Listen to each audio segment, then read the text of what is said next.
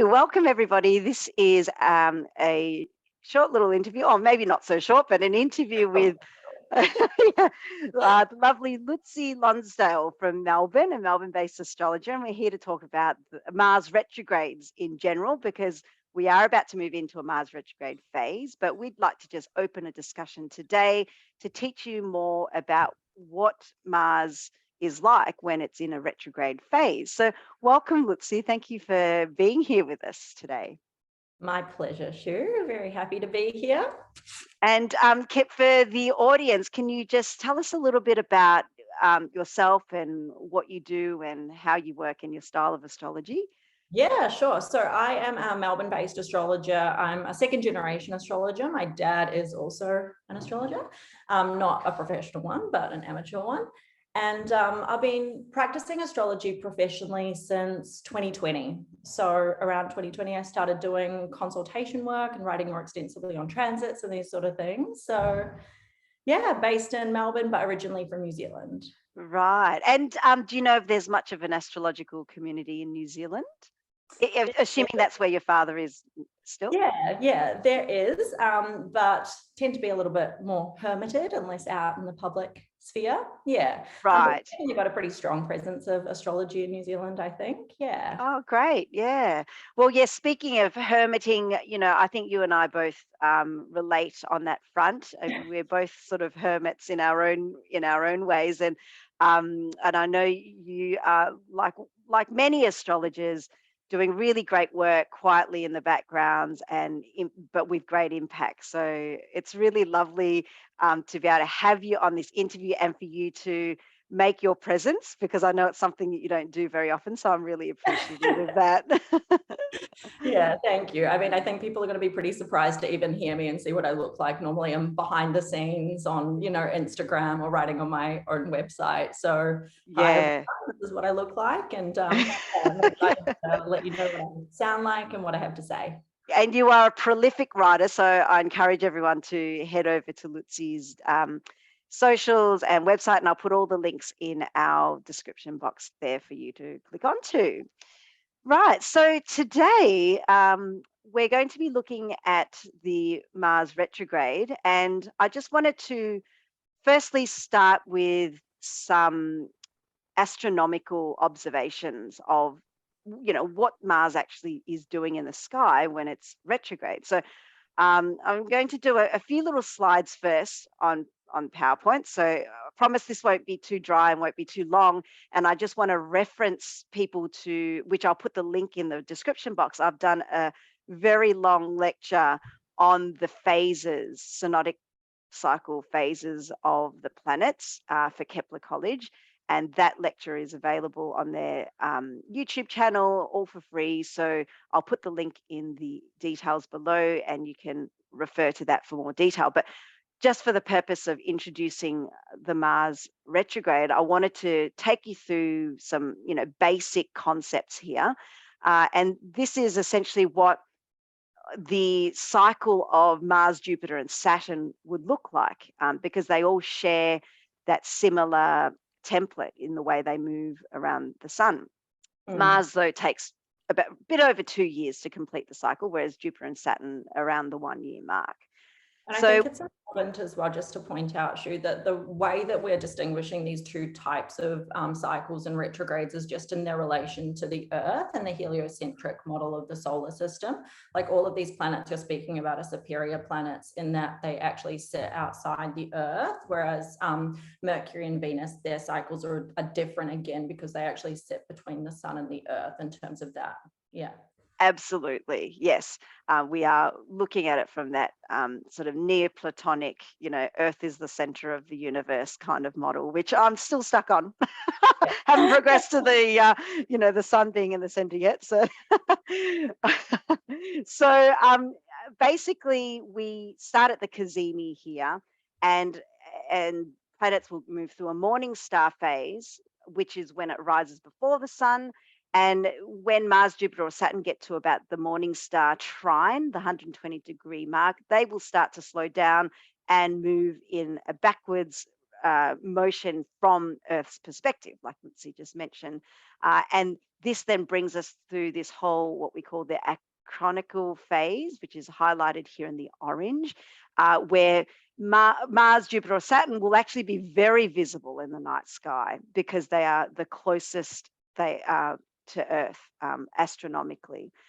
They'll be very visible up until that point where they hit that curtailed passage, where they're only visible after the sun sets, because when they're right at that opposition point, there's a momentary extra shadow phase where we can't actually see that planet at the horizon because it's being glared out by the light of the sun. And that is, which I'll go into, one of the key features of the retrograde phase.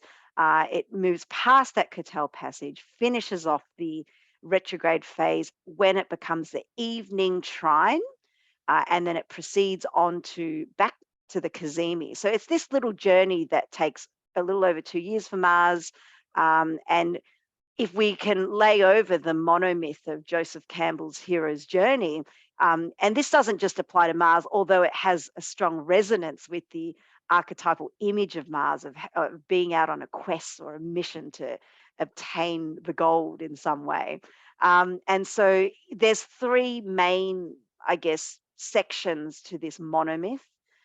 And that sort of reflects the three main sections of the synodic cycle, which is the morning star, which is that whole idea of the separation, that call to adventure that leads us to separate from the sun, separate from the father, separate from whatever force has been holding us grounded to a unit. Then we head to this supreme ordeal of that monomyth. And to me, that is like the middle of the retrograde phase, that curtailed passage, which is the most challenging ordeal of the cycle. And then when we get back to the evening star phase, this is likened to the part of the hero's journey where we have the unification concepts. It's how do we integrate what we've learned on our journey into what we're doing in life, but also how we can contribute that to the community, to people outside of just us. And so it's very interesting, if we want to go into the details of the hero's journey, how there's little concepts like crossing the threshold. It's kind of like that first square of Mars, or that descent into the abyss is kind of like that retrograde dive. So one great book to refer to that I feel does a really great job is another Australian author, Michelle Finey, who's written a book called The Sacred Dance of Venus and Mars. And she's also a psychotherapist, I think. So she works with this myth as well as with the astrological concepts, and does a really brilliant conceptualization of these two paradigms merging together. So I urge everyone to go to that book. But today we're going to focus on Mars in the retrograde phase, which is essentially this top section here. And I don't know what you think of this, but I think of the retrograde phase having three sections. Do you view it like that too? Let's see. Yeah, definitely. Like the stations, obviously the most important. So it really does separate into those three phases of initially that station retrograde, the, removal, and then throughout the retrograde, and then the station and that kind of the reinstatement. So yeah, it very much falls into these three categories. I think that's correct. Yes. And I always view the first stations as being where we station retrograde. That's quite intense. That is where we feel an angst and anxiety around things not going right, or there's challenges coming, and there's some sense of collapse or corruption happening. Yeah. And then we get a sense of that even before the retrograde. Obviously, when we hit that retrograde shadow period, the degrees in which Mars will return back to, this is part of, to me, that anticipation concept. And then when we get to that middle section where we can't see Mars at the sunset, this is said to be a very destabilizing part of that retrograde cycle. And to me, I feel it's because Mars is changing from a morning star to an evening star. So it's going through a transformation, and through transformations, we have the biggest ordeals that come up, but also the biggest opportunities to transcend them and to convert them into something more practical. And then by the end, when we get to that station direct, we see a very strong Mars and one that is more hopeful, that there is a light at the end of the tunnel feeling. So, yeah, very interesting to break down the three concepts of a Mars retrograde, I think. Mhm. Yeah, I agree. And I also look at, like, back to the hero's journey metaphor. A big part of that kind of ordeal in the hero's journey is retrieving some sort of elixir, and then that what would correspond with the square, returning back to the ordinary world and bringing that elixir back with you with something new to share. So yeah, I think Mhm. it's a really important, it's a going within kind of an opportunity. Yes, and that going within, I think, is also characterized by external events, because it is that opposition, the external events that force you to go within, Yeah. like whether it's a huge conflict or confrontation with some kind of powerful force, because you're dealing with an opposition to the sun here. Mhm. So the archetypal image of the sun is the father. There could be huge, conflicts with the father archetype, or the Leader, or for authority figure. leaders. Yeah. Yes, Yeah. all those traits that we psychologically meant to be learning from the father is what gets thrown in front of us through a battle of some sort. Uh, and 100%. yeah, so I think that's all that I had to share for the astronomy. I know astronomy is not always everyone's cup of tea, so thank you for your patience. Yeah, I think other things to point out with the Mars retrograde are the fact it is a really rare retrograde in the grand scheme of things. And I find that because it's so different than our ordinary experience of Mars, it makes it stand out. It makes it really significant. I think Venus is also a very rare retrograde, the most rare, and then Mars is second. And what's actually happening is basically Earth is lapping the sun in its orbit in the heliocentric model. But obviously with astrology, we're looking at things from our perspective on Earth. So we're talking that more geocentric model that I know you're more fond of. Yeah, that's a really great way of conceptualizing that, actually. Earth is lapping the sun, because I'm very spatially challenged. So it's taken me a long time to be able to get to this point of understanding the synodic cycles of the faster moving planets. So that's a Yeah. really great conceptualization. So And I know you touched a little bit on the synodic cycle already, mhm. but another really weird thing about Mars is the fact that, like, it won't retrograde in even the same place of the zodiac for like 79 years at a time. So when we have retrogrades in certain places of the zodiac, it's actually kind of rare to have experienced them previously. I know the upcoming Mars and Gemini will be the first time in either of our lifetimes that we actually have a full retrograde contained fully in that sign. It's so erratic, isn't it, the Mars Yeah. cycle? Well, And it's and very, yeah, asymmetrical. And I think that points back to, Mars being competition, and competition's not fair.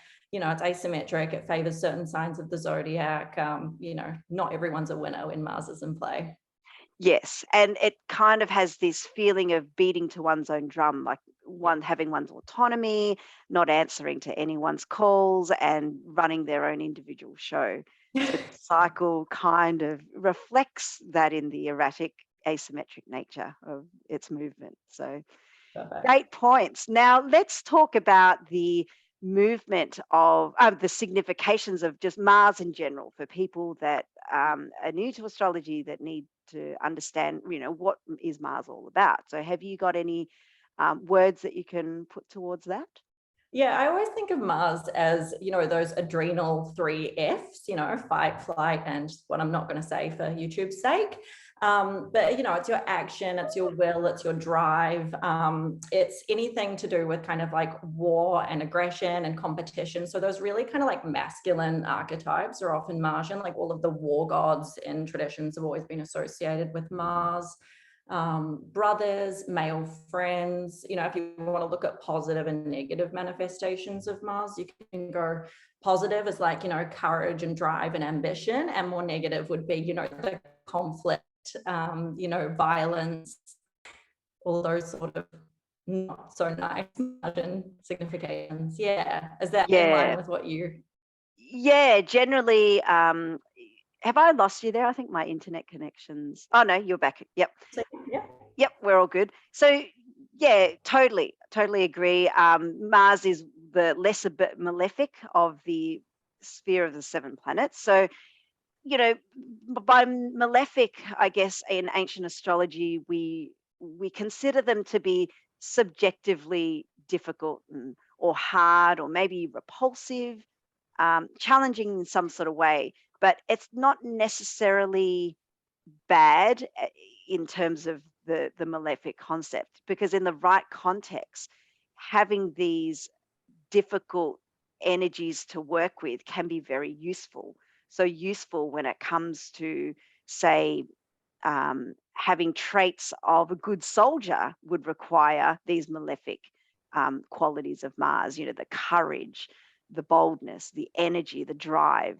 So it's I know people get tied up with the whole good and bad argument, and I don't really view it like that, but I kind of view it more like how enjoyable is it in a daily life experience. That's how I kind of consider whether a planet's malefic or benefic nature, like how those malefic and benefic nature plays out.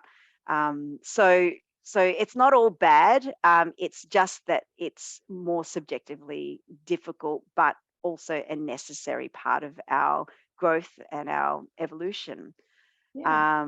But yeah, I guess the other thing I wanted to raise about Mars is that from a temperament perspective, it's a very hot and dry planet. So the heat of the temperament shows that there is action and movement, some kind of uprising quality. So if you can put the image of a fire in your head, fire kind of shows that there is warmth, there's movement, it makes things happen. You can cook with it, you can warm your house, you can heat your water. Whereas the dryness aspect of the temperament shows a separative quality to Mars's nature.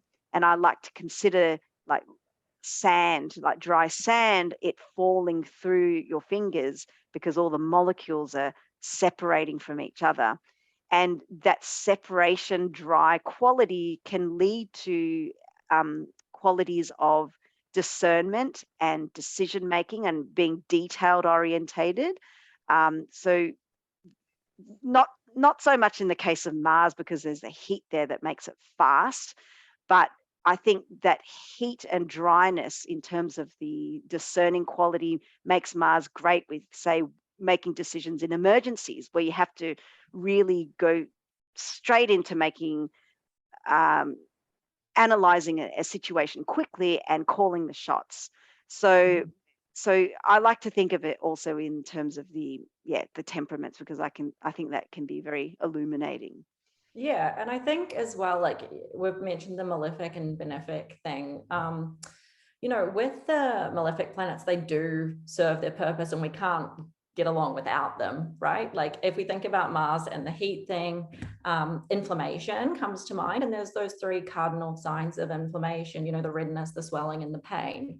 But that is integral to a healing process. You can't heal without undergoing this initial inflammatory phase. So it's very important, and it's often kind of a significator of the need for attention on a certain part of your life.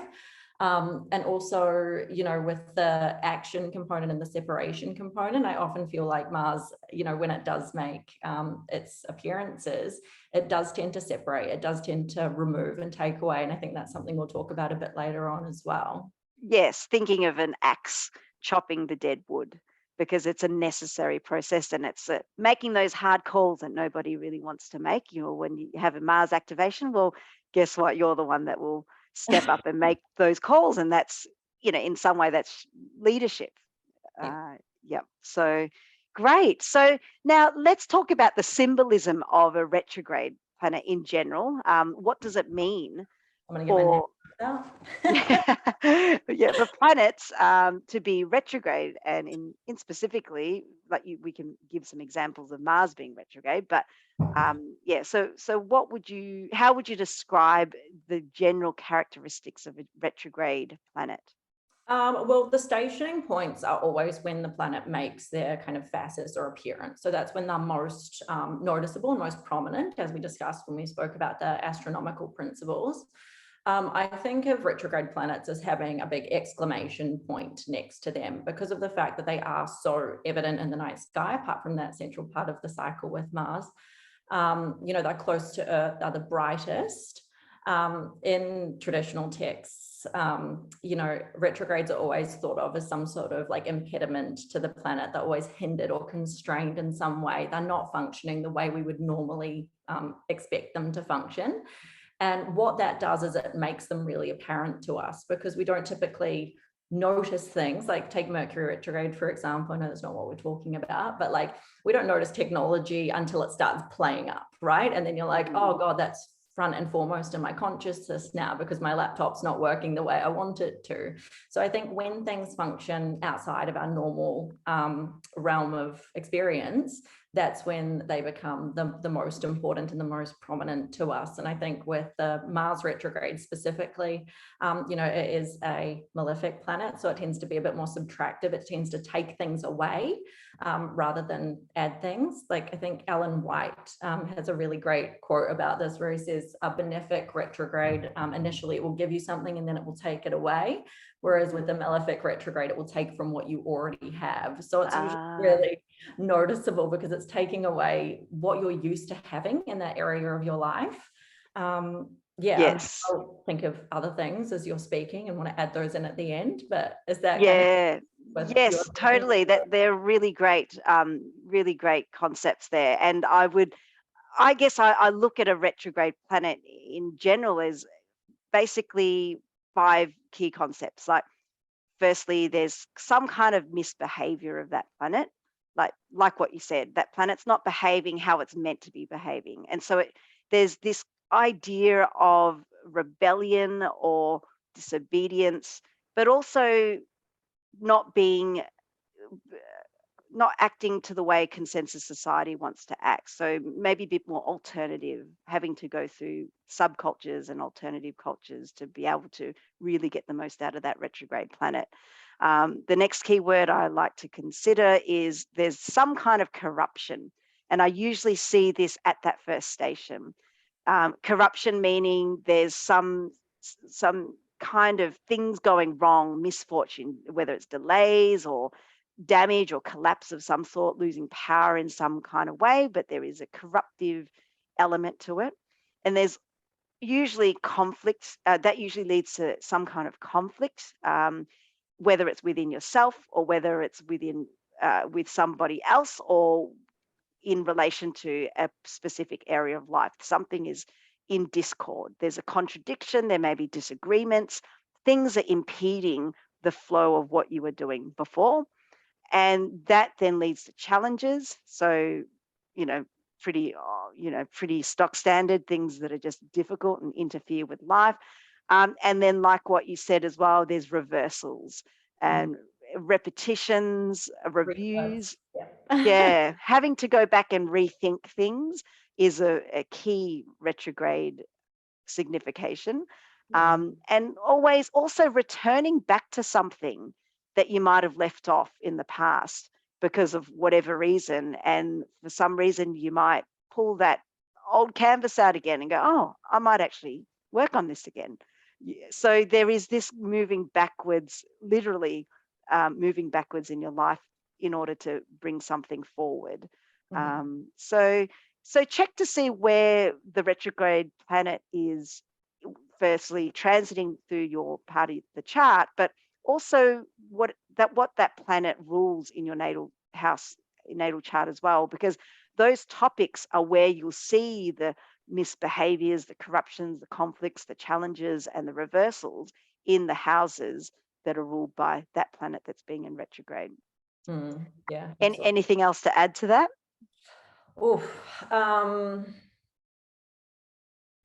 I've got some keywords written from some important astrologers that I like. Paulus has said impotent and ineffectual, Valens illusory, and the appearance is only fantasy. So invariably in traditional texts, you always get this quality of impotence and the fact that the planet is just not what you want it to be. But I think the words make absolute sense. You always get those, cliched pop astrology articles about, returning to an X or something like this with all of the kind of inner planet retrogrades. And I think that, as cliche as it is, it's often true, especially with Mercury and Mars. Yeah. And, something like Mars could be returning to like an exercise regime or something that you fizzled fully. out on, and you might kind of want to review that, in this retrograde. So, it could be as mundane as that. I think we're always looking for these like big crazy things happening in our lives and trying to point out where the retrograde's happening, but often they are these, especially with the inner planets, these really kind of mundane daily activities that we just take for granted because they're so part and parcel of our everyday life. Mm-hmm. And just like what we were talking about before the show started, that these mundane things could be just little accidents like cutting your hand. Cutting your hand, or having little accidents, falling over, that kind of thing. So it doesn't have to be life-changing stuff, but it's definitely annoying and I actually impeding. had it happened after the Mars ingress, and it involves coffee, so it's pretty poignant. My coffee maker got blocked, and I went to make a coffee and the whole thing kind of overflowed. And so I got my coffee in the end, but it was full of coffee grounds and not the coffee that I wanted. So, you get these crazy little snafus happening, and you still maybe get the thing, but the thing had to go through this whole ordeal. So it ends up being a much more malefic representation of what you actually wanted it or intended it to be in the first instance. Yeah, totally. And yes, that brings the point that with retrograde planets, things are just harder work. Things just don't flow as what they should flow, and it's just a pain. It's just an annoyance. All right, so let's go to some psychological experiences of Mars, because I know that's why a lot of people do astrology, to understand their inner impulses. So what can you expect maybe to feel like during a Mars retrograde? Like, what sort of internal impulses do you think individuals may experience? So we've already spoken a little bit about how Mars represents, our will, our action, our drive. So you get a reversal or an attenuation of those things. So you may not feel kind of as ambitious or driven or willful. And the flip side of that is when you do kind of want to make something happen and you force it, you get this resistance happening, which causes a lot of frustration and causes a lot of, more negative things to go on, like me trying to force that coffee before, right? And getting a more negative type of coffee than I initially wanted. So I think you get these kind of more malefic manifestations of Mars happening when you push something rather than just, relax into the fact that things aren't perhaps working the way that you wanted them to be initially. I think repressed anger is something I've written down as well. Like, you push this stuff down and it ends up coming out in literally the worst way that you could have it come out. So kind of like little spurts or tempers boiling over and these sort of things. Just the more kind of unproductive manifestations of Mars, because of the fact that, he's walking backwards, he's reversed, and when you push it, that's when things get flipped upside down in the worst way. Yeah.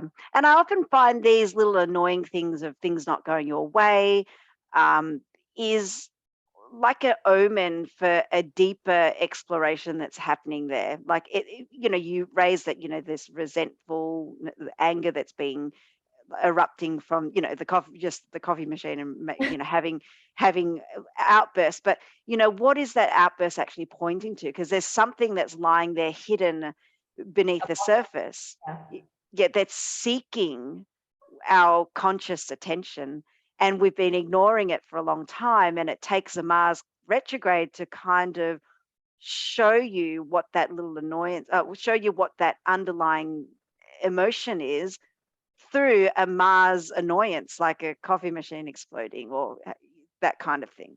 So it is an opportunity to, rather than fight and compete against the forces, because there will be a lot of forces that you may feel working against you. One good strategy is to stop and to start internalizing and reflecting internally, and actually withdrawing from the external situation, whatever that's caused the stimulus there of you bringing up this anger. It's to actually withdraw from that, and to really think about, what it is that's underlying here. Why did I respond so intensely and angrily to something that I usually wouldn't on a normal day? So Exactly. I think it is from like that kind of like adrenal burnout. Like you push yourself so far and then eventually things get so frustrating because you have maybe burnt the candle at both ends for too long. And therefore, when the thing happens, you act out in the worst way because of the fact that, you didn't have that time to rest and recuperate and check out those kind of internal situations that were perhaps calling out for your attention for a lot longer than you'd like to look at. sure. And yes, your internal cup is dry. Mars is that hot, dry planet. You've got nothing left in your resources, in your adrenals, in your internal cup to feel nourished, to feel tolerant, and that's where you can feel very tired on a Mars retrograde. You definitely need more sleep. And the other thing too is that Mars ruling, being ruled by the generative quality of the heat, it very much points to our vitality and our ability to get up and get going. And so you may be more susceptible during a Mars retrograde to more infections and things like this. Especially, we've got this Mars Neptune square coming up for this particular Mars retrograde transit, but being more open and vulnerable because our vitality is low and our cup is not filled. Mm. So if you can withdraw as much as you can from the external world to try and fill that cup, or at least not include too much external stimulus that may affect that cup, then it's always a good thing to do on a retrograde Mars. 100%. Yeah, that burnout definitely rings true, I think, especially with a Gemini retrograde coming up and energy getting pulled into all sorts of directions at once. Like I think that really lends itself to, unintentionally pouring too much from ourselves and ending up dry. Too dry. And yes, and that dryness can, that can lead to external behaviors, like you said, with the anger. But I always also see like ultra defensiveness, Yeah. or like it's a way your body is trying to protect yourself from more hurt or from more pain, and therefore actually acting in very defensive, aggressive ways, or ways that that may not warrant that kind of behavior. And ultimately, I think it's the review of where our power lies, where our focus is, where our passion is. There could be some big questions that you're asking yourself during a Mars retrograde about, why is this causing me to feel angry? And do I really feel passionate about this still? Like, is this something that I need to shift focus on, and having to rethink that matter? And that matter is obviously something that Mars is ruling in your chart, whether by transit or whether by natal configuration, whether you have a Mars activation. Mm-hmm. Yeah, 100%. Yeah. So, what about any mundane experiences? We did talk about, little annoyances like cutting yourself, or little accidents. But can you think of anything else that we might tend to see during a Mars retrograde? Yeah, I think the big ones with Mars are kind of like the war and the conflict kind of things. So, I mean, I think historically as well, there have been, I mean, I'm not a history buff by any stretch of the imagination, but some incidences of like either big peace declarations or big, war efforts taking place around Mars stations, particularly. And that kind of is reflected in what we were just discussing about. You get these two kind of really obvious manifestations of it. One is like the extreme burnout and the extreme kind of like, peace, because you've removed yourself from the situation, you're doing that internal work, versus the external manifestation of it where you're pushing too hard for something and it blows up into a big war effort or a big fire or something like this. because of the fact that, you burn the candle at both ends and things just explode on you. What else have I got written for this one? Yeah, extreme manifestations of martial themes, either completely null or very obvious. Argument and public debate where the gloves just come off and people are going at it, is another kind of funny one that tends to happen. And I'm thinking that with this Gemini retrograde coming up, it's going to be very much about the weaponized language, totally, and media stuff as well. So yeah, and also like sports and testosterone type things, like that's more Mars stuff. So yes, yeah, totally. I mean, even the last time Mars retrograded, that was during the September 2020 in Melbourne anyway, because we're both from this part of the world. The lockdown protests were at its massive peak, right? People were very divided, but I think something about the Mars retrogrades just really calls to that rebellious nature within ourselves and to actually do something about it. There's, like what you said, gloves off. I've had enough. My cup is empty. I have no tolerance. And with Mars and Gemini in this instance, I'm, yes, assuming there's going to be lots of voicing of opinions there that can or debates that can definitely go awry. So something to watch out for. Even at the last Mars retrograde, we had the Hong Kong protests as well.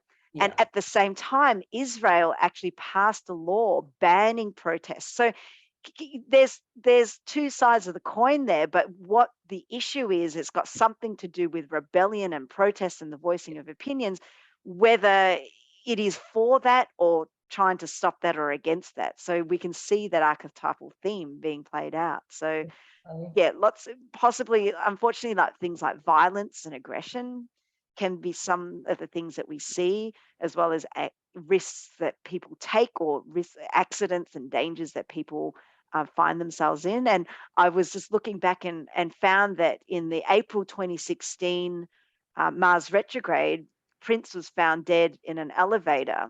Yeah. And, and I think that was an accidental overdosage or yeah. So it's these little mishaps that are happening that we could be vulnerable to. Yeah, 100%. I remember that so clearly. Right. Were you a bit of a Prince fan? Well, it was through my 12th house in 2016. So I was just, not a great transit by any stretch of the imagination. Yeah, you'll talk about that one a bit later on when we get to the houses, I think. Yeah, tapping into the sentiments of that, I'm sure. So in terms of characteristics of people born in a Mars retrograde phase, that's not very often that you see that. So if I do get birth charts where there is a Mars retrograde, it's like, oh wow, it's a Mars retrograde chart. Like, tell me about your life. I know, and you see these like kind of more like, even though I think it's like 1 in 6 people have Mars retrograde, right? But then even further than that, you can go, some of them are more common and some of them are really uncommon. So you see the Capricorn, the Aquarius and the Pisces retrogrades is super, super rare. And then the Cancer, the Leo and the Virgo retrogrades is much more common. So when you see one of those, the Saturnian signs, especially, you're just like, holy wow, that's crazy, especially in Capricorn where it's exalted. It's very special when you see that. And it was almost a divine plan, because Mars is generally not a great friend to Saturn. They both don't see eye to eye, although they both do similar things just in their own agenda. So when you do have a Mars retrograde in one of these Saturnian signs, it could be particularly tough, I would imagine. Oh, totally. Yeah, I'd love to have one of those Capricorn retrograde natives. Yes. Yeah. So if you do have a Capricorn retrograde Mars, be sure to let us know. Yeah. But I actually do. One of my sons actually has a Mars retrograde. Okay.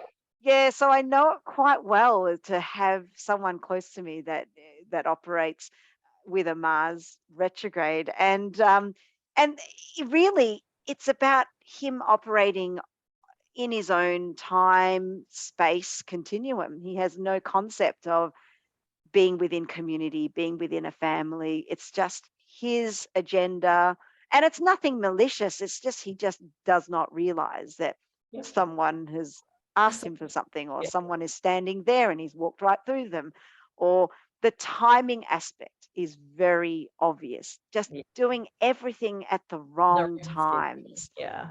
Yes, but during a Mars retrograde transit, he's living his best life.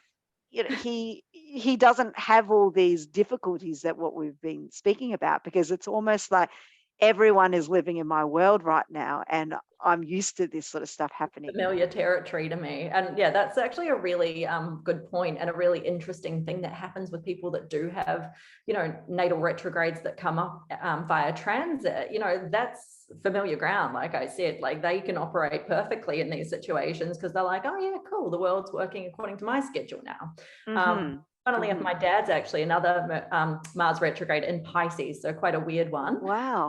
But yeah, very similar, you know, own schedule, bit of a rebel, these sort of things, like it all rings true.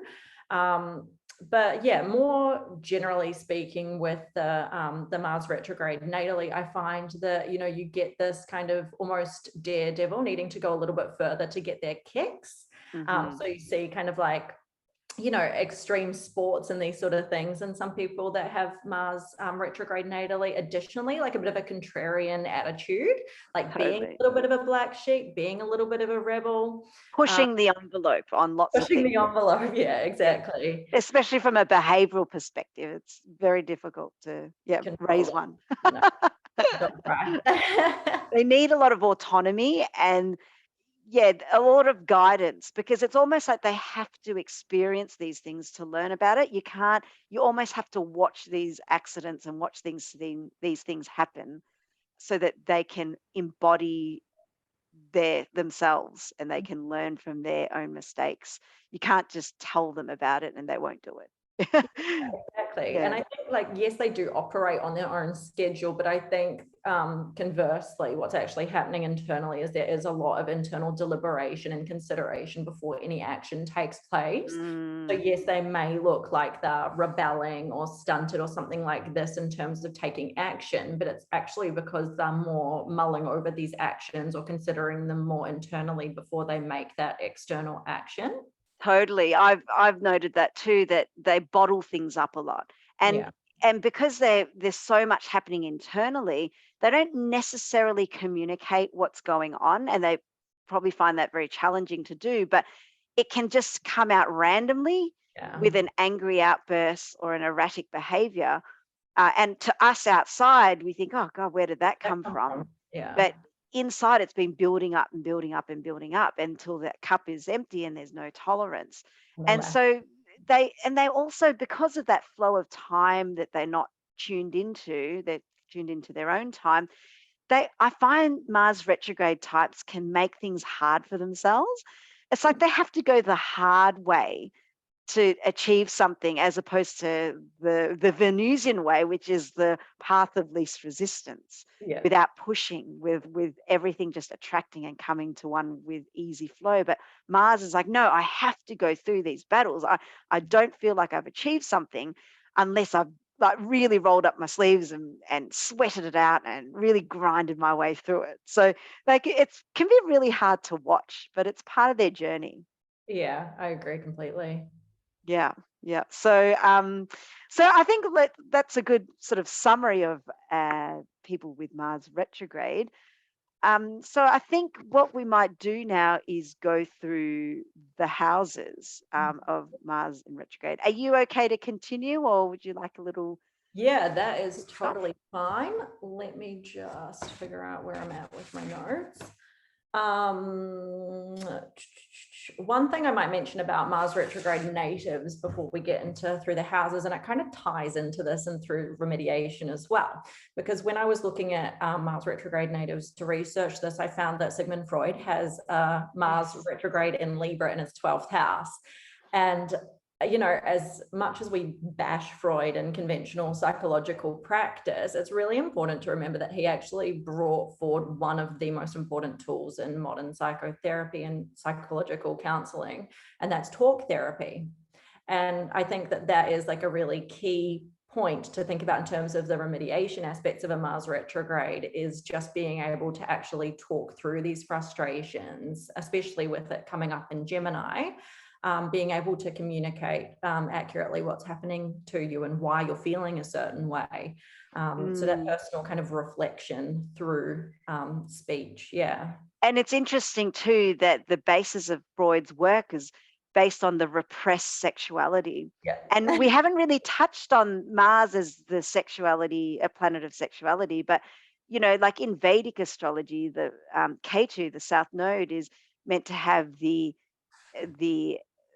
essence of Mars, and it was described to me like it sits at the base chakra, protecting it with that Mars energy that has the key to the Kundalini.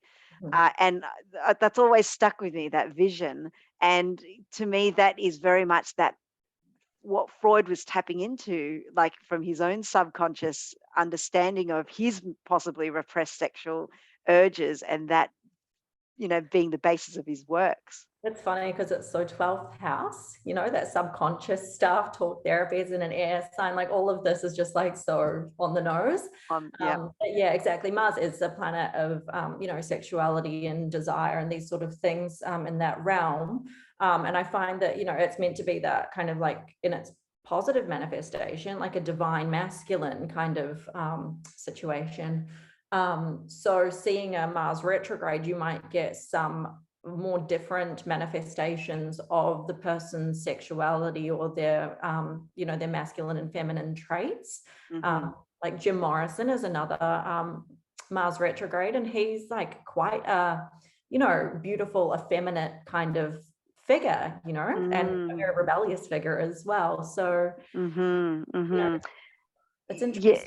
Yeah, and I guess during the Mars retrograde times that there could be that, how would you say it?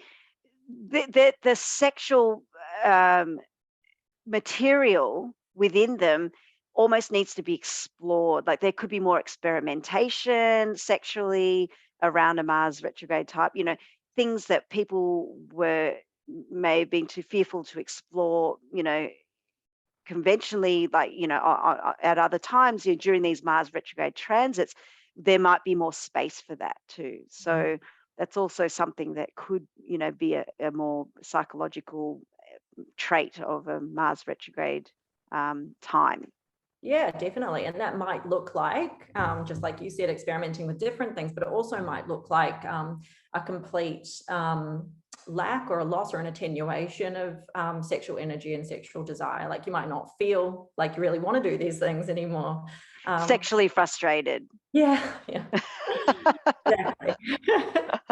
Right. Okay. Through the houses. Let's go. Let's do it. Okay. So just before we go through the houses, I guess we want to point out as well that certain times in your lives, Mars will be activated and stronger in its significations and actions. So these through the houses meanings are really probably more relevant if you have Mars that's angular in the chart, or Mars being activated by a time lord of some way, Mars having being activated by certain other transits at the time. So you would really need to maybe explore this deeper through a chart consultation to be able to get a more exact meaning from this. But this is just a general guide, what we're going through of the 12 houses. I think absolutely, like in traditional astrology, we don't think of all of the natal placements as being activated all of the time. We wait until, they are a time lord through perfections or zodiacal releasing or Vidaria or something like this.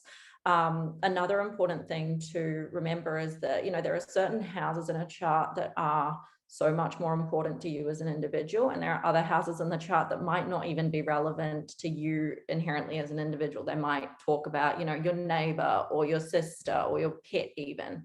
So if it's an angular house, or if it's, transiting over an important natal placement or a luminary, something like this, I would say pay a lot more attention to it.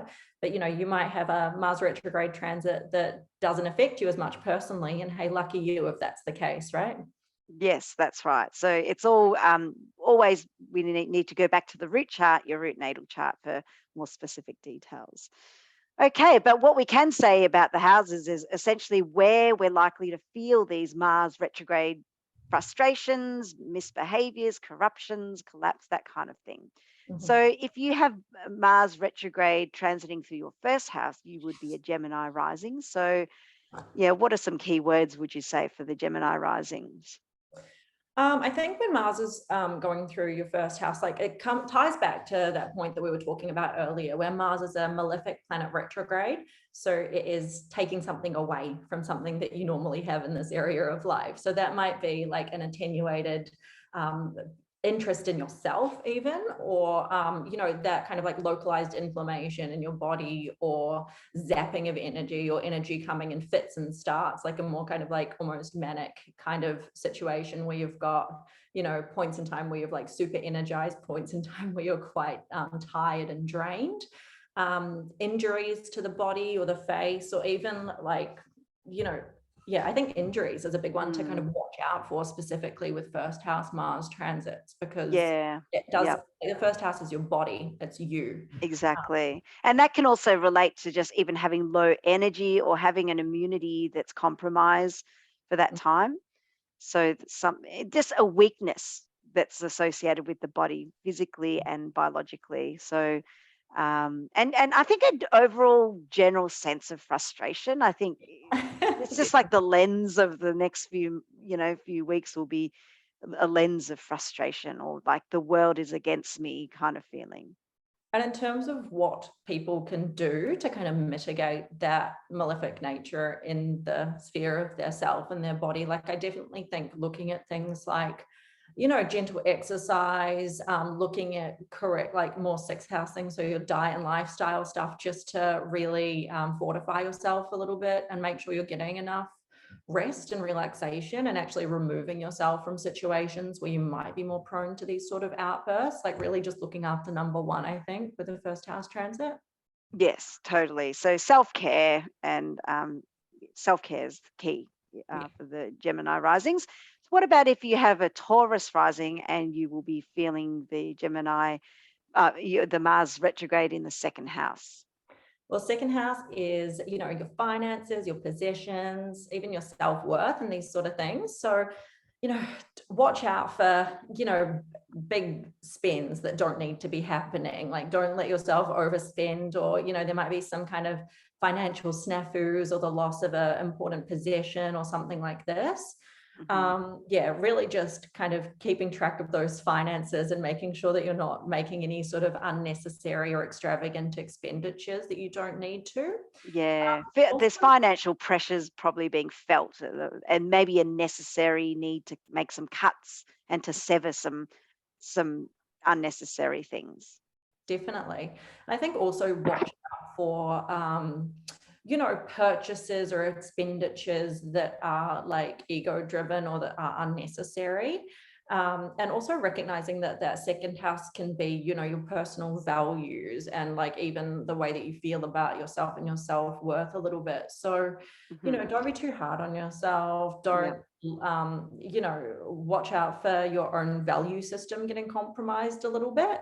And that can also lead to jobs, your livelihood situation, which is Yeah, also the second totally. house, because how much you value yourself is how much you do well in what opportunities you have from on the job front perspective. So this could be a time of reviewing your livelihood situation.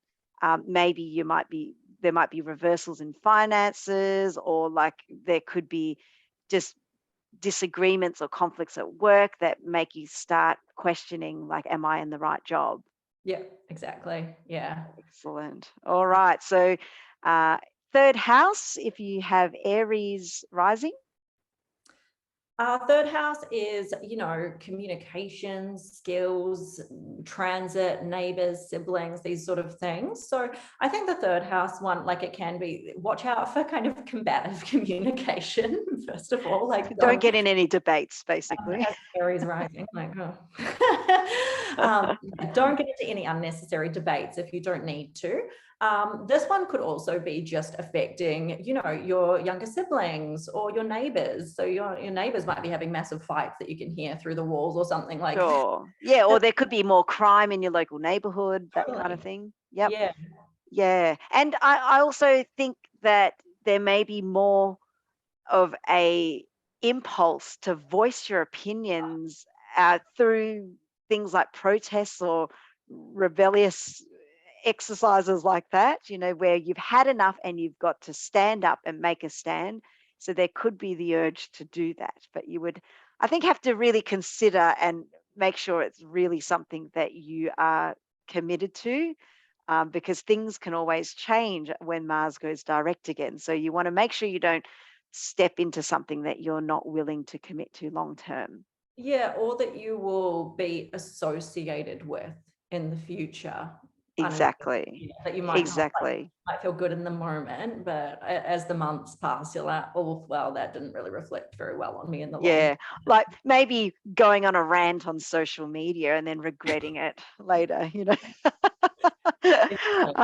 And also with the third house, there could be more significations around maybe accidents with motor Motor vehicles, vehicles and transit, yeah, definitely. transports. Yeah. So just slow Car down. issues, Pardon?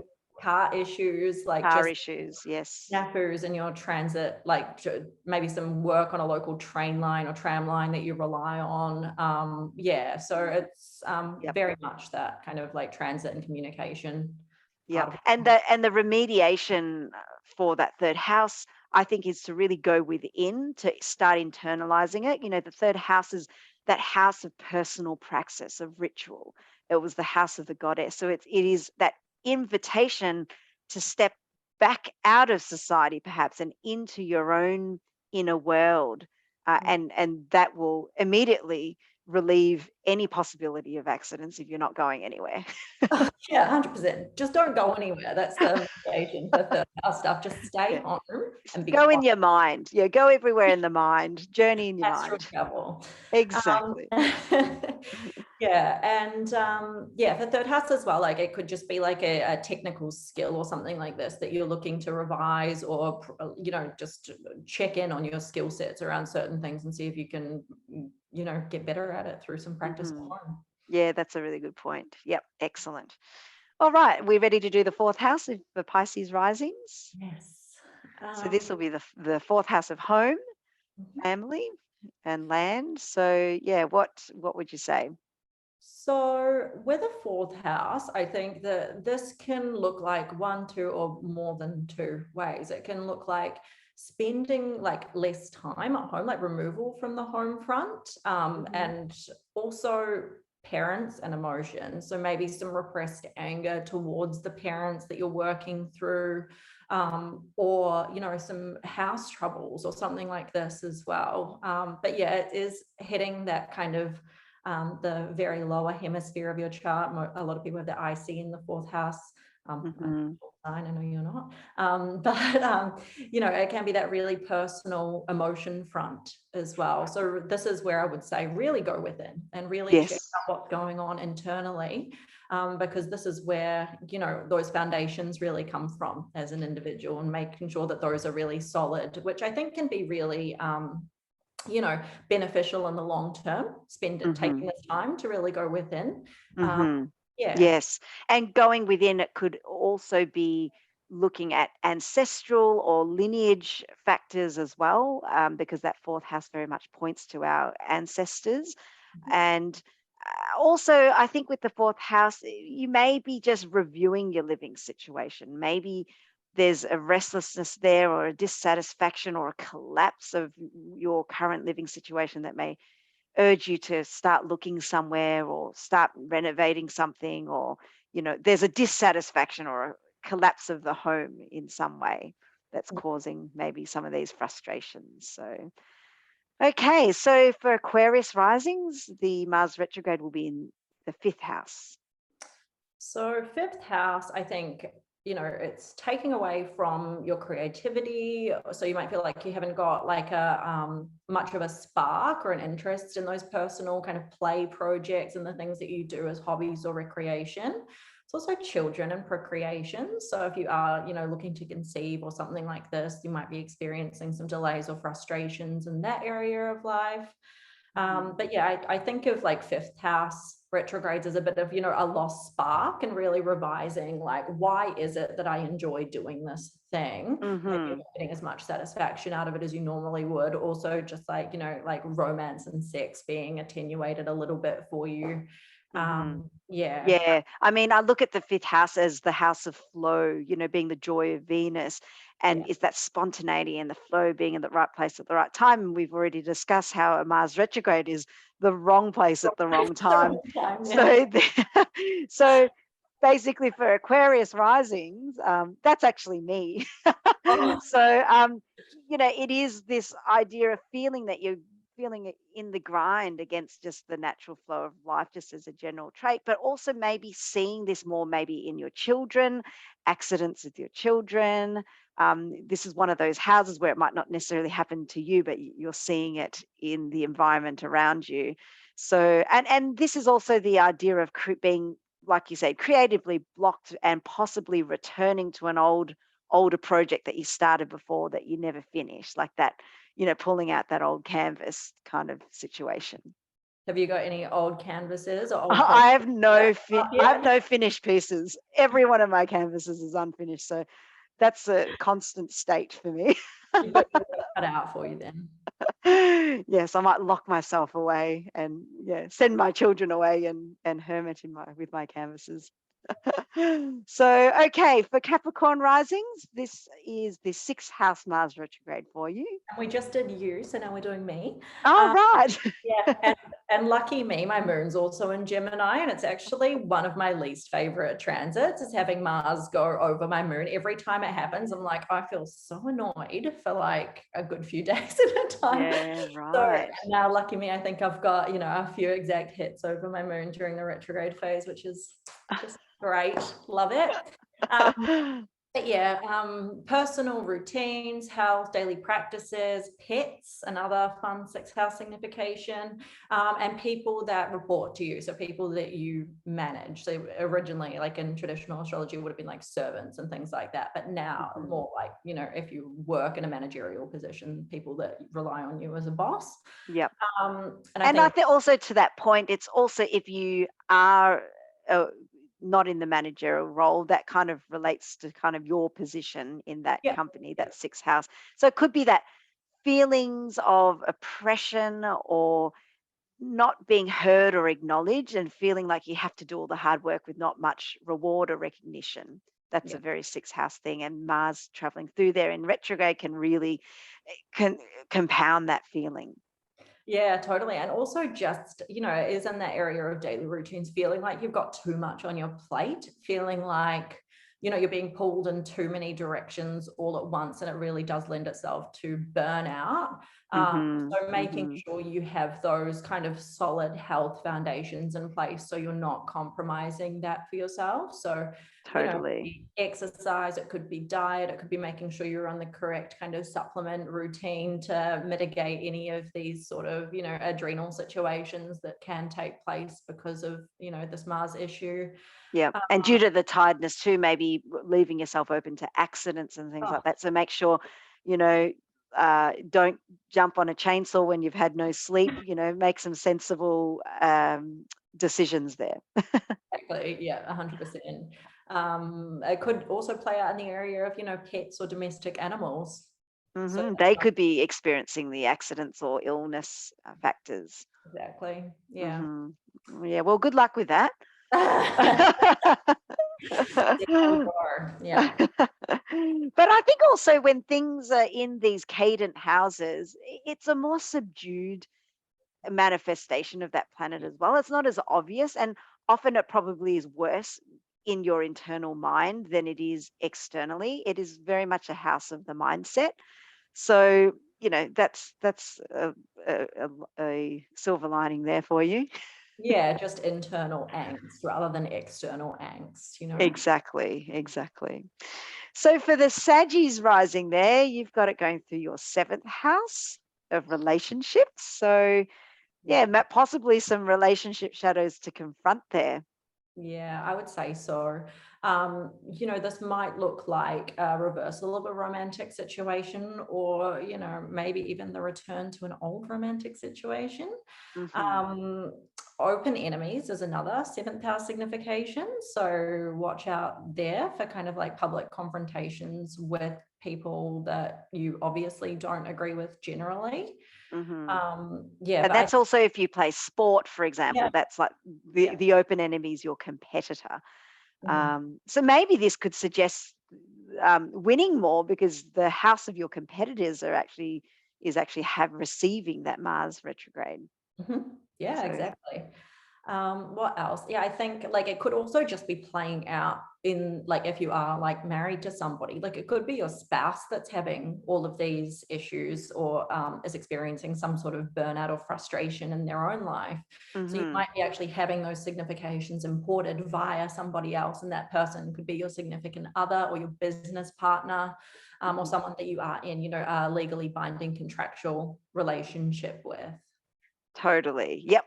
Excellent. I think that's a good seventh house description. What about the eighth house for the Scorpio risings? Eighth house, I think, can be, it's another one of those financial houses. So if you are waiting on loans or taxes, anything like this, watch out for, delays, or attenuation of money coming through in some realm that's usually other people's money when we're talking eighth house. It's also shared resources with a partner. So we just spoke about the seventh house. So like it could look like your spouse's income being compromised somehow. Um, Mm. Yeah, and I think also like just that general feeling of being oppressed by your finances and like really seeking to want to cut off as much as you can from you, whether you can. Yeah, I know with interest rates being so high right now, I think a lot of people are really feeling that financial pressure of that eighth house. So that Mars going through that eighth house for the Scorpio risings can lead to, possibly action taken there, or like thinking about action to try and mitigate some of these bindings that you have. yeah. The other thing I would point out about the eighth house, I don't want to get too doom and gloom, but it is also the house of death. Hmm. So that's another topic that can come up kind of quite abruptly during Mars transit through the eighth. Yes, And and dealing with all issues of mortality, yeah, like looking at wills and inheritances, maybe like thinking about them for yourself and that kind of thing. mhm, yeah, definitely. Hmm. So for Libra risings, Mars retrograde in the ninth house. Ninth house, I think, would, if you've got any travel plans coming up, maybe just watch out for those going awry. Um, Issues as well with like any sort of intentions around academic study. There can be snafus and delays in that area, or even just like an attenuation of drive in that area of life. So perhaps you've got like a pet academic interest or something that you're doing, study around, and maybe you're not feeling quite as driven to do these sort of academic pursuits during this time, or maybe there are some sort of delays with enrollment to a university. It can also be Mm-hmm. religious stuff. So Yeah. yeah, Coming up against philosophical differences as well yeah, that could really irk you during the next few weeks could be, we're pointing to your value systems there and what's important to you, and and this could look like issues that you see out in your social political environment, like huge political issues that are being thrown around there. Like there could be a feeling of like wanting to stand up and publicize your own philosophical ideas, either for or against whatever is being thrown around out there. So yeah, it could be quite, yeah, a difficult house for it to move through, in terms of like it really is pointing to one's own sense of like meaning in this world, and mhm. that can really throw you off what your life means to you. Yeah, definitely. But I mean, they're a Libra rising, so I'm sure they'll deal with it with all the diplomacy in the world. Uh, or just not be able to make a decision on anything. Exactly. Uh, Uh, awesome.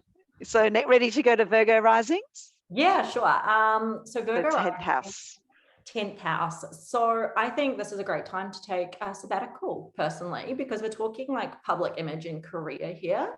So we can see like either, attenuation of position, public image stuff coming up in perhaps a way that you didn't want it to. Yeah, obviously driven by possibly conflicts with bosses and authorities. And you think, yeah, I think it's time for me to take that long service leave that's been sitting there that I've been wanting to do. Yeah, bosses and superiors is something that I've written down here as well. Like I definitely think that that's something that can come up, but also just like keep in mind that 10th house is how you are perceived by the general public. So you don't really want to be making any kind of big decisions here that could compromise that reputation in the long term, because retrograde is a reversal, so it could look like a reversal of your kind of public reputation. So just bearing in mind that anything that you do during this time can, reflect on you as an individual from the public's perception. Yeah, very good advice there. Yep. And also this general feeling of maybe being a bit jaded or feeling a bit exhausted about what you do or your service to the world. You may lose some passion behind what you do. So yeah, all the more reason to maybe take a bit of a break and go within there. Okay, so Leo risings for the 11th house. So I think with the 11th house, this can mean things that relate to your kind of like charity or philanthropic pursuits, even social network. And, if you've got a public social media presence and these sort of things as well, like that could definitely be something that gets called into question during this transit. Issues with friends and friend circle as well. So even friends just, disappearing out of the blue. You might have a friend that's going through a much different transit than you, so they just need to disappear for a little while and you don't see them as much. Yeah, I think is like the biggest advice I would give with this one is like if you might have some roadblocks or some hurdles in any sort of like big projects that you're working on with your wider network, whether that's a charity or a philanthropic effort or just something that you're doing for fun. The roadblocks or hurdles, they'll just wait a few months before you try to push anything through with this, because it might actually end up not working out for the best if you do try to force the situation. And you could use this as an opportunity to maybe review some possible collaborations that you have, or maybe review some of your aspirations and goals that you do have. It might be a good time to go back to the drawing board a little bit and see what else there is that could be opportunities. Future aspirations and goals, and also just like hopefulness as well, like feel like hopes and wishes for the future as an 11th house signification. So looking at what you're really looking at in terms of your long-term ambitions, reviewing those, maybe not feeling as hopeful about the future, maybe feeling a little bit jaded, just like with the 10th house there. I would say don't go on any big public social media tirades as well. Yes, yeah, and just be mindful about being more sensitive to your friends as well, because this could be a time where they could be a little bit more touchy or have less tolerance for any antics that's going around. So yeah. Okay, so the last one, Cancer in the 12th house. 12th house, I think, is one to kind of watch for, because it is the house of self-undoing after all, and self-sabotage. So you might have sleep issues as well. It's another 12th house issue, but watch out for feelings of, self-doubt or unintentionally, like I've said a million times, burning the candle at both ends and then just being like, stuff it, and actually sabotaging things for yourself due to just not having any energy. But yeah, I think it can be like sleep issues for a lot of people, and not being able to get that rest and relaxation and retreat that they need, or that kind of, more spiritual part of their life that might be removed or attenuated in this time. Yeah, there's a demotivation factor here, isn't there? Like, just can't be bothered, like, getting up and doing that meditation that I've wanted to do every day, or can't be bothered with making my juice that morning. And then overall, the cumulative effects of all of that adds to this listlessness, or like, and possibly could there could be, say, things like hidden matters, like hidden health matters, or things going on in the background that you're not quite aware of, that you may be sensitive to at the same time, and feeling a sense of dread or falling into that sort of sorrow and depressive states is also another thing. Mhm. And yeah, that the whole idea of the secrecy kind of hidden issue could also show things like gossip or scandals, backstabbing as well, especially if it's in a sign like Gemini. Yeah, the hidden enemies piece.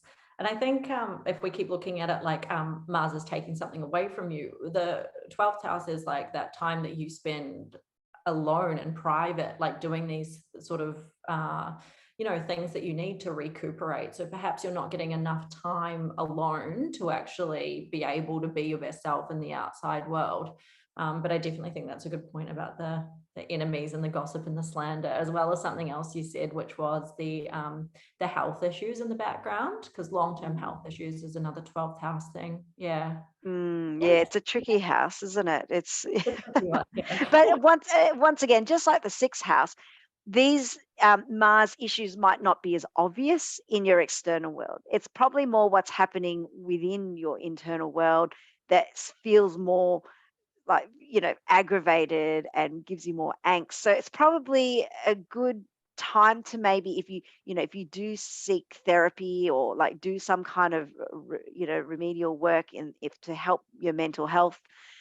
It's probably a good time to make sure that you might have some appointments during that Mars retrograde time, just as a way of being able to pop those bubbles a bit more, and to, before they flare up too much, and to be able to reflect with someone else, because your own thoughts might run away on you, Yeah. and there might be less objectivity and ability to emotionally integrate some of the things that are happening around you. So it's probably a good time to have either a good friend or a good therapist or a good astrologer to really reflect things with it. That's for the Cancer risings.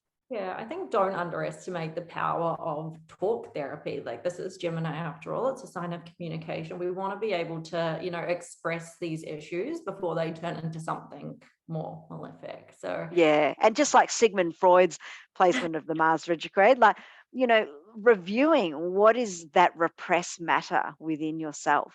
He made a whole life's opus on that. So this is like your little mini opportunity to go deep within, and to dredge out all the things that are repressed within you, to bring them up to process. yeah. Oh, and watch out for wild animals with 12th house transit. Ah, right. Yeah, large animals or wild animals, isn't it? Yeah. So I mean, you never know. Someone watching this might go, "Oh yeah, that's right. That elephant stampeded my camp," or something like yeah, well, that's common for me living out in the bush, big kangaroos. I'll be careful not to be, driving in the dark nighttime and hitting one. So yeah, so that's the 12 houses for you. How are you going there? Are you um I'm good. anything to add? I think we've covered it. Like, obviously, we could talk for hours and hours about the houses and dive into, all of the other transits that are going on. But I think, in the interests of keeping things short and sweet, maybe we should move on to, do you want to talk about the Mars retrograde in Gemini specifically, or do you want to talk about the transits that are going on concurrently that they should be aware of? Sure. Let's spend the last little section, just maybe the next, say, 5 minutes or so, looking at some of the big, just the major transits that Mars retrograde will be making. And I've got a little slide here that kind of encapsulates that. I'm not sure if can you see that slide come up on your screen Yeah, now? and that's perfect. Yeah. So the main ones that we've identified really are obviously we've got the stationing dates, but the Mars trine Saturn, that'll happen 3 times. So in September, November, and March next year. So it's quite a long story there. We also have a Mars square Neptune that will be starting very soon from the date of this recording. And that again happens 3 times in October, November, and March. Yeah. And then we can't ignore the eclipses because they are going to be ruled by Mars or opposing Mars's sign. So I think we need to have a quick chat about that too. Um, Yeah, I think so too. And another thing that I wanted to point out is the fact that the start of the cycle, Mars conjoining the Sun, that actually was a year ago today on the date of recording. I think it was the 8th of Oh, October 2021. So that's really oh, that's right. Yes. so yeah, with the stations, obviously we've already said that those are the points of emphasis with the retrograde cycle. Generally, these are generally when things will be the most noticeable around that Mars transit, and Mars really makes himself known around these points. I find it really funny that the station is literally the day before Halloween here. And another thing we should maybe point out is we're looking at Australia dates. So for people watching from the Northern Hemisphere or America or something like this, these may be off by a day. But yeah, it's funny that that station is happening literally just before Halloween, because I mean, maybe we'll see some evil twins costumes or something like this for Right. Halloween. Well, that gives me an idea because I am going to a Halloween party this year. But you raise a really good point in terms of that Mars Cazimi last October. And that was quite a difficult Cazimi because it was in Libra and it was in its detriment. And yeah, it was quite an intense time. So when we're having the Mars retrograde station on the 30th of October this year, we're essentially maybe confronting a situation that started or seeded back in October last year that may be undergoing some kind of collapse, or maybe going through a situation where it requires an evolution or transformation of some sorts, and we're hitting that wall at the Halloween Mars retrograde this year. So think back to what was happening in the house of Libra for you in October 2021, and that might give you some clues as to what it is that this retrograde cycle might entail for you. Yeah, 100%. So everyone should do a little bit of personal recon and work out what was happening around this time last year for you. I find often around Mars stations, that's when things get obviously attenuated and taken away. And then the direct station is when they get reinstated. So I think I was looking back to historical things that happened at the last Mars retrograde in Gemini. Again, not a history buff, I'm going to stuff this up, but I think it was in 1943, and there were some peace declarations signed around the retrograde station, and then in the direct station, that was when all hell broke loose and all of the kind of war efforts broke out again. So this is kind of very, the back and forth. The back and forth of, things are good, they've died down a little bit, and then things, go back in full force in January. So you see this kind of subtractive situation take place with the retrograde, and then, everything reinstated at the January station for us on the 13th, when things are back in full force. Yeah. Okay. And so during that sort of cycle, we also see Mars trine Saturn 3 times. So it'll be it's already made its first trine to Saturn back on the 29th of September.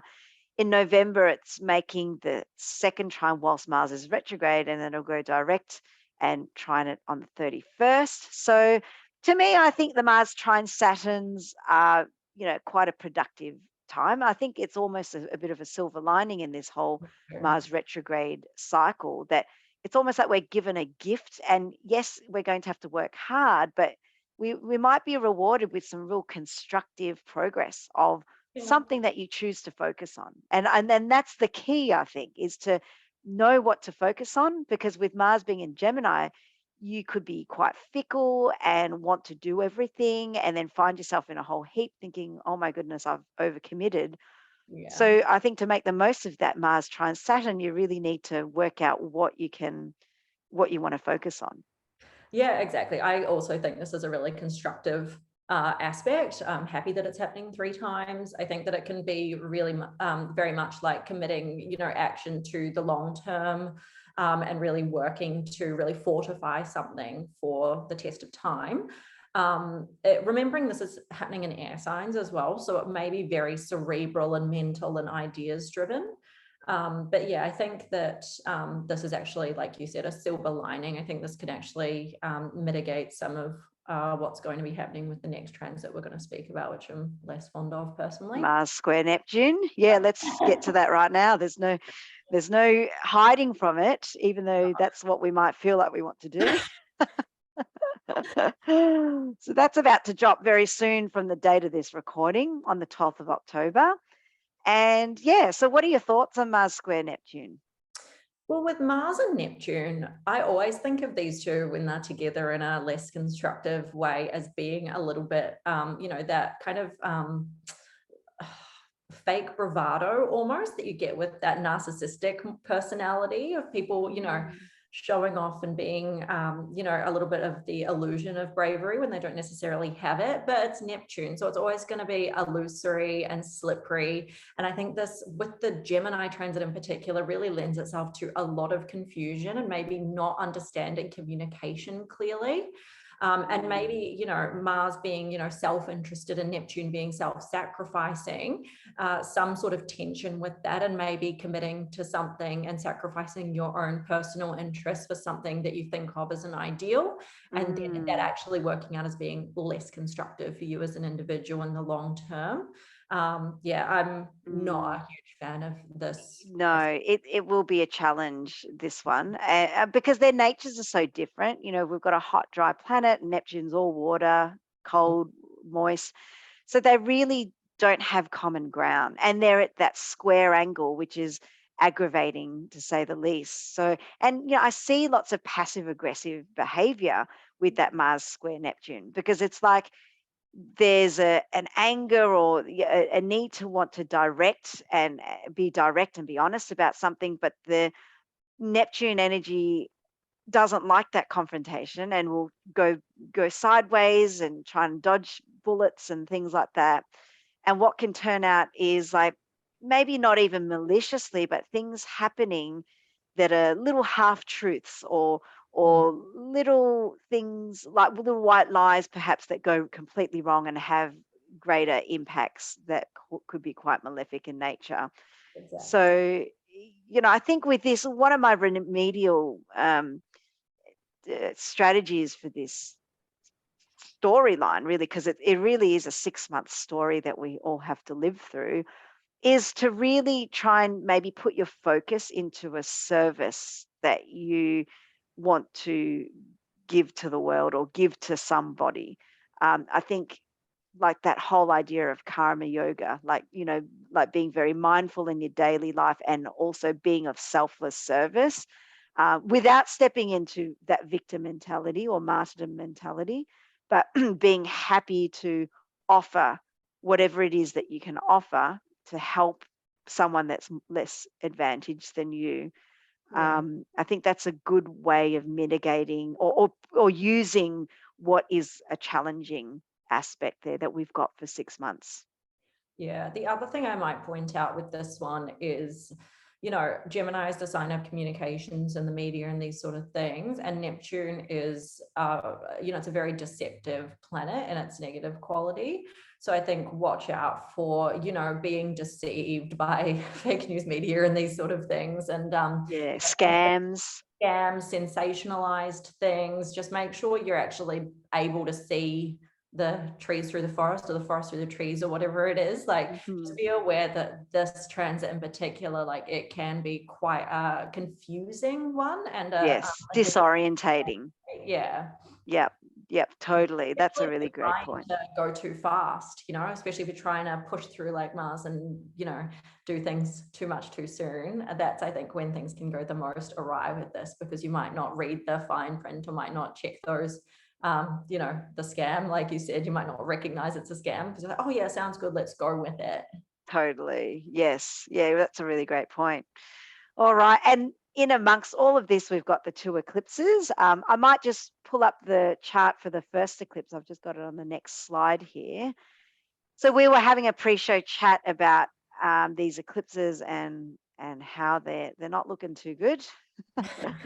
Even though there's a benefic involved, Venus is involved in this one. And, I think that does help, although she's unable to help as much as she would like. But nevertheless, she's still a benefic. It's also Venus in Scorpio, so exactly. So not able to help. Exactly. And she's, she's coming out of that cazimi, so sort of into that like combustion zone. So not very strong, to say the least. Her ability to be resource and to help this eclipse is not going to be strong. Plus, the eclipse is actually being ruled by Mars, which is about to go retrograde. So this is Mars that's already peeking out about something.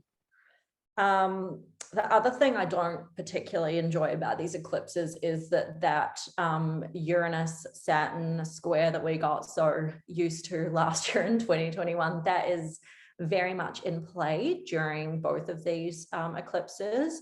And I think especially since both of them, I think, are in hard aspect to Uranus and Taurus there with the North Node, they can bring some really sudden upheavals that we come from left of field and you don't necessarily see coming, because I'm not a huge fan of either of these, to be completely honest with you. And I think especially considering this first one is ruled by that Mars, which, like you said, is already kind of beginning to enter his challenger ordeal, like it really doesn't lend itself to, you know. That's right. You've got, oh no, at the second one, oh, never mind, I'll get to that later.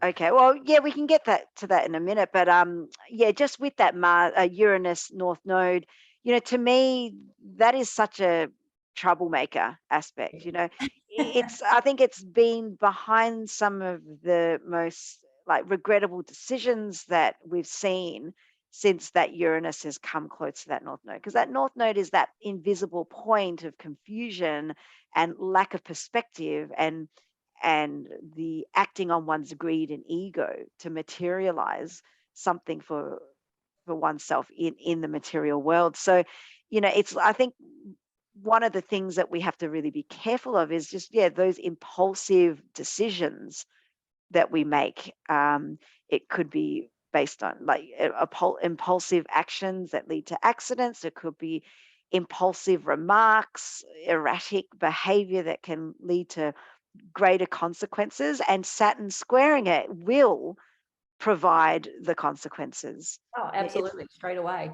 This is probably, if you were really wanting to start something that was not going to work out at all and was going to cause you a lot of problems, this is the chart to start it under, you know, like really don't try to kick off any new projects or anything around this eclipse, because I mean, not to, you know, put all my money in one place, but I doubt it would work out for you if you did try to do something like that. Yeah, it just doesn't, like, I mean, it was great just a few days ago. Like it's a sudden kind of shift. You know, when this eclipse starts, I think, you know, the start of October kind of feels all right. You know, we've had some really lovely transits at the current first half of October, and then suddenly this will come in and cause all sorts of problems probably. So, okay, the next eclipse here is not looking that much better. It's not looking that much better, but at least we have one benefic that is in great dignity during this eclipse. So that's the one thing I'll say, that, you know, things have changed a little bit because of Jupiter's regression into Pisces. So, I mean, that's slight silver lining. But, it is. And it is about to go through its station, the second station, which is, you know, coming close to that light at the end of the tunnel of receiving some hope. That things will be okay, but nevertheless, we're still in that tunnel, and we're still now under the forces, well and truly, of that first station of Mars retrograde, which is ruling, you know, one half of that eclipse. Yeah, and like we've got you know, everything's kind of ruled by Mars here as well. Like you've got the moon in Taurus, ruled by Venus, which is in Scorpio, ruled by Mars, Mercury. Yep. Yeah, everything, if Mars is what we call the final significator for the chart.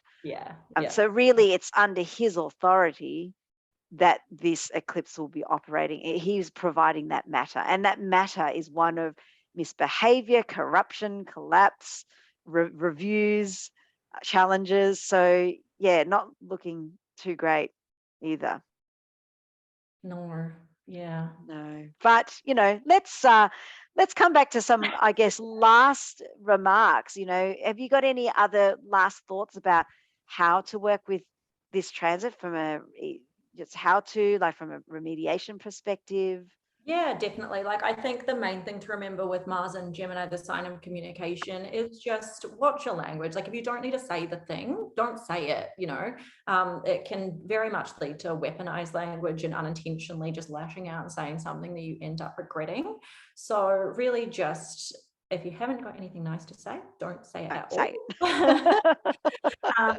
But Thanks, yeah, I Mum. think with Mars and Gemini, I often think of, you know, that old adage of the jack of all trades is a master of none. But I found out recently that this statement is actually jack of all trades is a master of none, but that's oftentimes better than a master of one. So even though we're going to be pulled into 25,000 different directions all in one go, and we have been since, you know, the end of August with the start of this Mars and Gemini transit, you know, it is giving us time to dabble in all of these different areas. And, you know, even though those interactions might be, like you said, fickle, which is a great Gemini keyword that you used earlier, Shu, I think that there is, you know, a lot of opportunity to kind of revise and recuperate if you use it wisely. But if you use it negatively, you know, you can often sabotage a lot of, you know, key relations that you have and key friendships and these sort of things if it does go awry for you. So just watch yourself would be my, you know, Yeah. key piece of advice. Yeah, and I guess by watching yourself, I think nervous system management is key here. Like you said before, it is such a cerebral aspect that we really need to come back to some form of embodiment, whether it's exercise, breath work, or something that reminds you that, you know, what's going on in your head is not always the be all and end all. Um, Also, finding an area of focus is one way to work with this Mars retrograde energy. If that focus can be around service of some sort, you know, to time with that Neptune transit, even better. But I think if you're focused, you're more likely to be able to, you know, head down, bum up, work by yourself, you know, be like have less possibility of upsetting people around you or being upset yourself by other people. So finding a focus and working in solitude is one way to work around that. You know, and as well as exercise and physical activity. Yeah. So I love the breath work idea actually, because it is an air sign after all. So working with breath work can be a really great way to help reset your whole nervous system. You know, we're mhm, talking Mars, we're talking adrenals at the same time. So try not to, you know, overconsume coffee or even over exercise or do things like this that are just going to drain you even further. Like, it yeah, is going to be tiring and exhausting. That's a given, but you can plan for that. And you can, you know, make sure you're taking some, you know, adaptogenic herbs if that's your thing, or something like this to help fortify yourself and actually be stronger throughout a period, which will invariably bring some sort of difficulty and strife to your life. sure, yeah, and just getting more sleep in general. Oh yeah, That's totally. always a good thing. So you have the permission to have more sleep-ins with this Yep. Mars retrograde. I love it. So yeah, where can people find you? Let's see. Cool. So I post pretty regularly on Instagram. So my Instagram is just LL Astrology. And my website as well. So if you are wanting to get, you know, transit reports and these sort of things sent to your inbox, you can sign up for my mailing list there. I tend to write mainly around the lunations. So I'll tend to post my monthly transit reports at those 2 times in the month. But yeah, if you want to book a consultation with me, you can do so through my website, which is just llastrology.com. And yeah, hope to hear from Great. you guys. If you're struggling with the retrograde, book a consultation and we'll talk through your own chart and how it's going to affect you in your life. Great. Yeah, and I'll put all the links in the description below.